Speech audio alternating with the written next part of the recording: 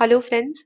Software में आपने जो purchase sale debit credit note के ट्रांजैक्शंस किए हैं उनका मंथ वाइज या ईयर वाइज जीएसटी रिपोर्ट बनाना पड़ता है जो आप अपने सीए या अकाउंटेंट को शेयर करते हैं। इसके लिए सॉफ्टवेयर में जीएसटी रजिस्टर का ऑप्शन दिया हुआ है। तो आज के वीडियो में हम देखने वाले हैं कि कौन से रिपोर्ट्स अवेलेबल हैं जीएसटी रजिस्टर में और कैसे आप उन्हें एक्सेल में एक्सपोर्ट कर सकते हैं। और ये जो एक्सेल फाइल होती है वो आप एज इट इज अपने सीए को भी शेयर कर सकते हैं, सीए या अकाउंटेंट को। ये बिल्कुल गवर्नमेंट अप्रूव फॉर्मेट में होती है। सॉफ्टवेयर में जीएसटी रजिस्टर का जो ऑप्शन है आपको दिया हुआ है अकाउंट रिपोर्ट में।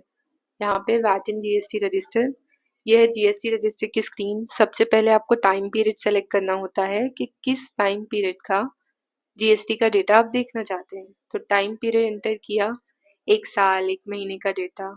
तो जितना भी डेटा आपको दिखना है वो टाइम पीरियड एंटर कीजिए, एंटर प्रेस कीजिए। ये आपको टैक्स समरी दिखाई दे रही है, क्रेडिट नोट की, परचेज की।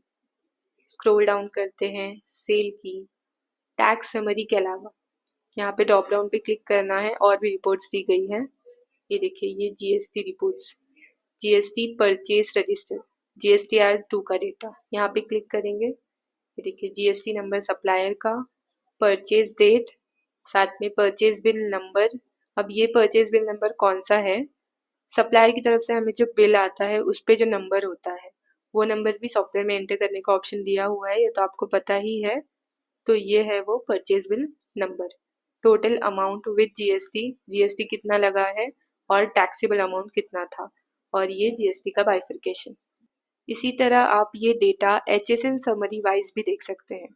आपको ड्रॉप डाउन पे क्लिक करना है, ये देखिए ये जो दूसरा ऑप्शन है जीएसटी परचेज एचएसएन समरी, इस पे क्लिक किया, ये डेटा आपको एचएसएन समरी वाइज दिखाई दे रहा है। इसका जो नेक्स्ट ऑप्शन है GSTR 2 रिकंसिलेशन। अब यहाँ से सॉफ्टवेयर में ये जो डेटा है एंड पोर्टल पे जो डेटा है वो आप रिकंसिलेशन कर सकते हो, देख सकते हो। अगर इसमें से कुछ प्रॉब्लम लगे तो आप अपने सीए को बोल सकते हो पोर्टल पे अपडेट करने के लिए। इसका जो नेक्स्ट ऑप्शन है जीएसटी सेल रजिस्टर, GSTR 1 का डेटा। ये देखिए, ये है सेल का डेटा। इसमें रजिस्टर्ड सेल और अनरजिस्टर्ड सेल दोनों ही आपको दिखाई देंगे, यानी कि B2B का डेटा और B2C का डेटा दोनों साथ में। अब जो गवर्नमेंट का अपडेट आया है जीएसटी के बारे में वो कुछ इस तरह से है कि जो B2B का डेटा है और B2C सेल का डेटा है दोनों ही अलग अलग दिखाई देना चाहिए। यहाँ पे आप देख रहे हैं तो GSTR 1 रिपोर्ट में ये दोनों साथ में है, लेकिन जब आप ये रिपोर्ट एक्सपोर्ट करेंगे तो एक्सेल फाइल आपको डेटा अलग अलग दिखाएगी, B2C का डेटा और B2B का डेटा। यहाँ पे इसका भी एचएसएन समरी देख सकते हैं आप, जीएसटी सेल एचएसएन समरी। ये एचएसएन समरी वाइज डेटा दिखाई दे रहा है। नेक्स्ट ऑप्शन है GST debit credit note register, GST credit note HSN summary.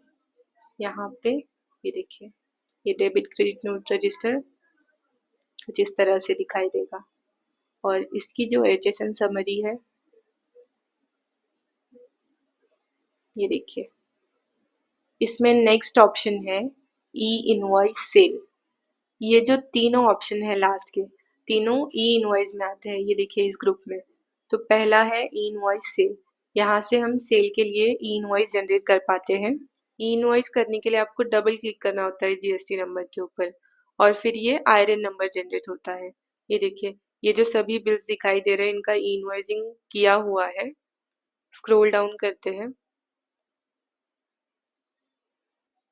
ये देखिए यहाँ पे इन बिल्स का अब तक ई इनवॉइसिंग नहीं किया गया है, इसीलिए आपको आयरन नंबर भी नहीं दिखाई दे रहा है। सॉफ्टवेयर में ये फीचर दिया गया है आपको हमारे। इसमें दूसरा ऑप्शन है ई इनवॉइस क्रेडिट नोट।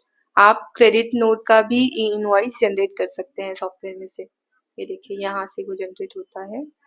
इसके बाद जो नेक्स्ट ऑप्शन है GSTR 2 रिकंसिलेशन, यहाँ पे क्लिक करते हैं तो ये आपके जीएसटी पोर्टल से डेटा फेच होता है। यहाँ पे ये देखिए, आपको मंथ सेलेक्ट करना है रिकंसिलेशन करने के लिए, for example April month. Purchase का आप डेटा रिकंसिलेशन कर सकते हैं यहाँ से। साथ ही देखिए ये ऑप्शन भी दिया हुआ है, download GSTR two B from GST portal. तो GST पोर्टल पे से आप डेटा फेच कर सकते हैं एंड ऑटो रिकंसिलेशन भी कर सकते हैं यहाँ पे। जब आप दो ऑटो रिकंसिलेशन करते हैं तो यहाँ पे रिको डेट अपडेट होती है, यानी कि रिकंसिलेशन डेट अपडेट होती है। जिस डेट पे पोर्टल पे डेटा अपडेट हुआ था वो डेट यहाँ पे आती है, आपको अपडेट पे क्लिक करना होता है सेव करने के लिए। अब ये तो हमने रिपोर्ट्स देखी, ये एक्सपोर्ट कैसे करते हैं। ये जो ड्रॉप डाउन है इसके साइड में ऑप्शन दिखाई दे रहा है आपको एक्सेल का। बहुत लोगों के यहाँ पे ये ग्रीन कलर में नहीं दिखाई देता है। अभी देखिए यहाँ पे जो मैं एग्जांपल दे रही हूँ, इस स्क्रीन पे आप इसे ग्रीन कलर में देख सकते हैं एक्सेल को, और बहुत सारे क्लाइंट्स हैं उनके यहाँ पे सिर्फ बॉक्स दिखाई देता है। तो आपको इस ऑप्शन पे क्लिक करना होता है और ऑटोमेटिकली रिपोर्ट एक्सपोर्ट होती है एक्सेल में। और बहुत इम्पॉर्टेंट बात कि सबसे पहले आपको यहाँ पे टाइम पीरियड सेलेक्ट करना होता है कि किस टाइम पीरियड का डेटा आपको एक्सपोर्ट करना है, 1 महीने का, 2 महीने का, 6 महीने का, साल का। तो वो टाइम पीरियड सेलेक्ट करना है पहले, फिर इस ऑप्शन पे क्लिक करना है और ये ऑटोमेटिकली डेटा एक्सपोर्ट करता है। आपको कुछ भी करने की ज़रूरत नहीं पड़ती। जितना डेटा होगा, जितना ज़्यादा डेटा होगा उतना टाइम लगेगा। जैसे ही ये एक्सपोर्ट कंप्लीट हो जाएगा आपको टास्क बार में इस तरह से एक्सेल फाइल दिखाई देगी। यहाँ पे आपको क्लिक करके ये ओपन करना है। ये देखिए GST-1 B2B और GST-1 B2C, ये है आपका B2B और B2C का अलग data as per government update, sale का डेटा। ये देखिए, और ये B2C का डेटा। इसके बाद है GST-1 HSN B2B का डेटा, यानी कि सेल का HSN समरी वाला डेटा B2B का, और सेल का HSN समरी वाला डेटा B2C का।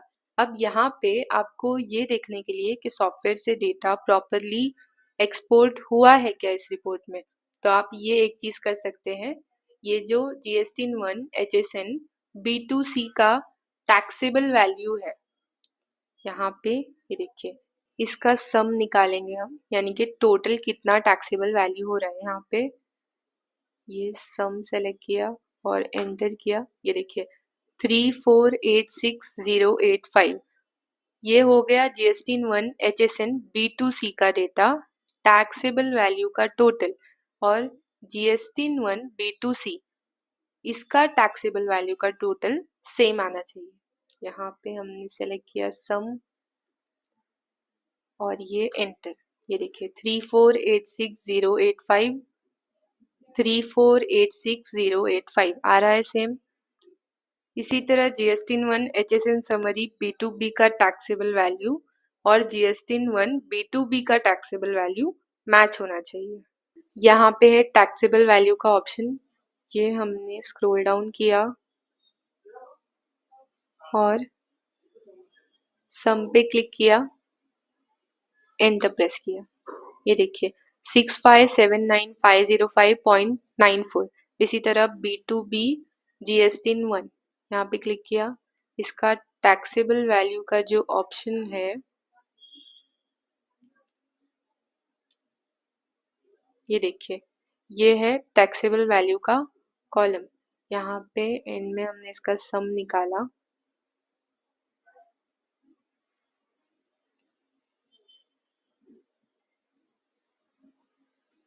आप देख सकते हैं 6579505.94 और यहाँ पे 6579505.94। तो हो रहा है ना मैच। इस तरह से ये प्रूव होगा कि ये करेक्टली एक्सपोर्ट हुआ है। यहाँ पे और भी रिपोर्ट्स है डेबिट क्रेडिट नोट्स की, ये देखिए।